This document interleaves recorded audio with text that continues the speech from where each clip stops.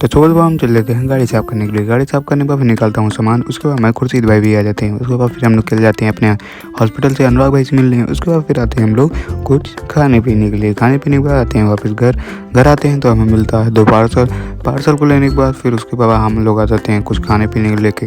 उसके बाद फिर हमारे अखिल भाई और अभिषेक भाई आ जाते हैं। उसके बाद फिर आता है हमारा दूसरा पार्सल।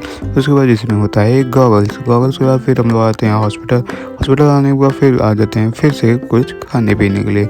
खाने पीने के बाद फिर शाम को हम लोग चले जाते हैं चाय पीने के लिए। चाय पीने के बाद फिर आते हैं वापस घर आने के बाद फिर हमारे पापा जी भी आ जाते हैं। उसके बाद फिर आता है नवरात्रि का लास्ट डे, तो यहाँ हो जाती है मारपीट होने के बाद फिर हम लोग चल लेते हैं घूमने टहलने के लिए, क्योंकि आज था नवरात्रि का लास्ट डे। उसके बाद घूमने टहलने के बाद फिर थोड़ी देर करते हैं हम लोग मस्ती करने के बाद फिर हमारे अनूप भाई भी आ जाते हैं। साथ में अनूप भाई सारे भाई लोग आ जाते हैं। उसके बाद फिर ब्लॉग एंड कर देते हैं।